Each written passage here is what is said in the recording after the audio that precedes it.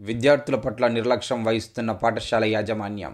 మహబూబాబాద్ జిల్లా తొర్రూరు పట్టణ కేంద్రంలోని ఆర్యభట్ట పాఠశాలలో యాజమాన్యం విద్యార్థుల పట్ల నిర్లక్ష్యంగా వ్యవహరిస్తుందని విద్యార్థులు ఆరోపించారు. ఈ సందర్భంగా విద్యార్థుల తల్లిదండ్రులు మీడియాతో మాట్లాడుతూ పెద్దవంగర గ్రామంలో టిక్యా తండాకు చెందిన తమ పిల్లలు ఆ పాఠశాలలో చదువుకుంటున్నారని, వారిని బుధవారం రాత్రి తాళ్లతో కట్టివేసి ఉరివేయడానికి ప్రయత్నిస్తూ ఇబ్బందులకు గురి చేయడంతో ఆందోళన చెందిన మా పిల్లలు మాకు సమాచారం అందించారని తెలిపారు. పాఠశాలలో సిబిఎస్ఈ క్లాసుల కోసం నూతన నిర్మాణం జరుగుతున్న నేపథ్యంలో తమ పిల్లలను బలి ఇవ్వాలని యాజమాన్యం భావించిందని ఆరోపించారు. తమ పిల్లలు తప్పించుకొని సమాచారం ఇవ్వడంతో అక్కడికి చేరుకున్నామని తెలుపుతూ ఇప్పటికైనా సంబంధిత ఉన్నతాధికారులు స్పందించి ఆ పాఠశాలపై చర్యలు తీసుకోవాలని కోరుతున్నారు.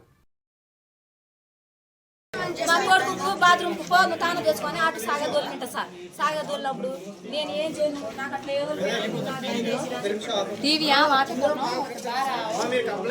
సార్ నా ఇద్దరే కొడుకు సార్. నేను గుడ్లు ఎట్లా సాదిను, పారం కూగుడు ఎట్లా కోడి ఎట్లా సాదిను అట్లా నేను సాదుకున్నా సార్.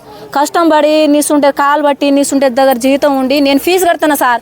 మరి మా కొడుకుకి చంపి అక్కడ బొంద పెట్టి మరి ఈయనకి చంపాలి, అట్లా చేయాలని బలి పెట్టాలని మా కొడుకు తువలే సార్. అది ఆ తువలతోని ఊరి పెట్టి ఇలా అలా చదువు రాకుంటే అట్లా చేయాలని మరి ఇలా చెప్పి అని ఇలా చేసిరా సారు.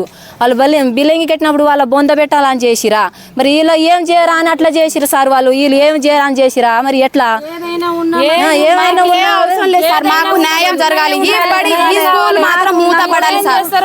మాకు అవసరం లేదు. మా కొడుకులకు న్యాయం జరగాలి. వెళ్తారా సార్? 7 మంది పిల్లలు ఉన్నారు.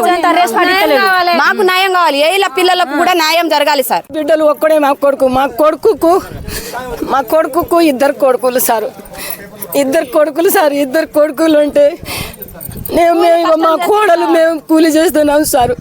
మాకు భూమి లేదు, జాగా లేదు. మా ముసలోని పేరు మీదనే 1-2 ఎకరాలు ఉంది సారు. మేము కూలి చేసి 4 చేసి మా ఇద్దరు మనోళ్ళకు లక్షలు కట్టి మేము చదివిస్తున్నాం సారు. కానీ చదివిస్తే మా కొడుకులు మా మనోళ్ళు మంచిగా ఉంటారు అని అనుకున్నాం సారు. మేము కూలి 4 చేసి మేము చదివిస్తున్నాం సారు. నా మనోళ్ళకు బలి పెడతామని అనుకున్నారా? నేను వస్తా.